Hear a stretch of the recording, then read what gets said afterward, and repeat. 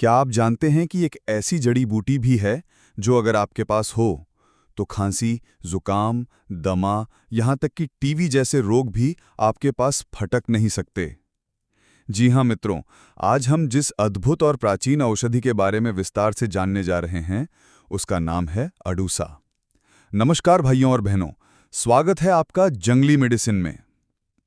अडुसा को भारतवर्ष में प्राचीन काल से औषधि के रूप में प्रयोग किया जाता रहा है। इसकी पहचान करना आसान है।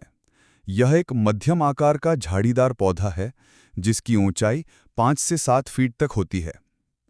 इसके पत्ते लंबे, हरे और हल्की सुगंध वाले होते हैं। फूल सफेद या हल्के बैंगनी रंग के नलीदार आकार में गुच्छों में आते हैं। ग्रामीण क्षेत्रों में लोग इसे आसानी से पहचान लेते हैं और घर के आसपास भी लगाते हैं क्योंकि ये खांसी और श्वास रोगों की तुरंत राहत देने वाली वनस्पति है। मित्रों, अलग अलग क्षेत्रों में इसे अलग अलग नामों से जाना जाता है।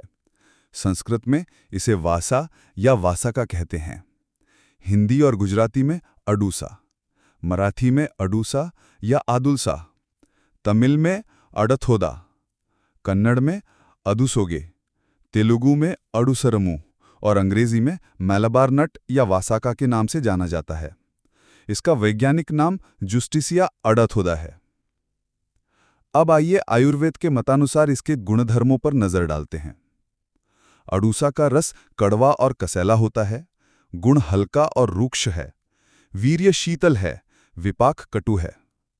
प्रभाव से ये कफ और पित्तनाशक तथा रक्त शुद्धिकारक है। आयुर्वेदिक दृष्टि से ये श्वसन तंत्र के रोगों के लिए अमृत तुल्य माना गया है। चरक संहिता में कहा गया है कि जब तक पृथ्वी पर अडुसा विद्यमान है तब तक खांसी और क्षय रोग से किसी को पीड़ित होने की आवश्यकता नहीं है। भावप्रकाश निघंटु में उल्लेख है, वासकं तिक्त कटुम शीतलम कफ पित्तजित श्वासकास ज्वरारुचि कृमि प्रवहणापहम, अर्थात वासा कड़वा, कसैला, शीतल, कफ पित्तनाशक है और खांसी, श्वास, ज्वर, अरुचि, कृमि आदि रोगों को दूर करता है। राजनिघंटु में भी अडुसा को खांसी, रक्तपित्त, कामला और श्वसन रोगों का श्रेष्ठ नाशक बताया गया है। अब बात करें आधुनिक विज्ञान की।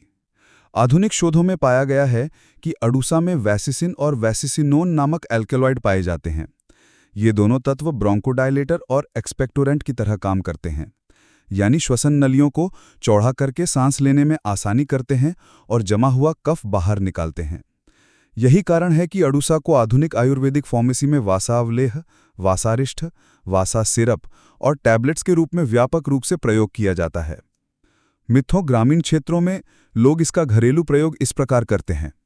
इसके ताज़े पत्तों का रस निकालकर शहद के साथ लेने से पुरानी खांसी, कफ और दमा में अद्भुत लाभ होता है। इसके पत्तों को सुखाकर चूर्ण बना लें और मिश्री के साथ सेवन करें, यह भी उत्तम औषधि है।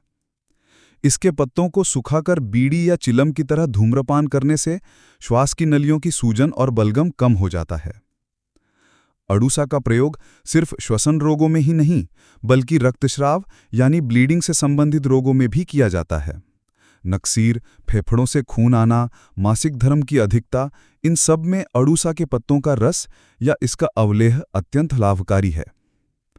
महिलाओं में कमर दर्द, मासिक धर्म की अनियमितता और शरीर की कमजोरी दूर करने के लिए भी अडुसा का प्रयोग किया जाता है।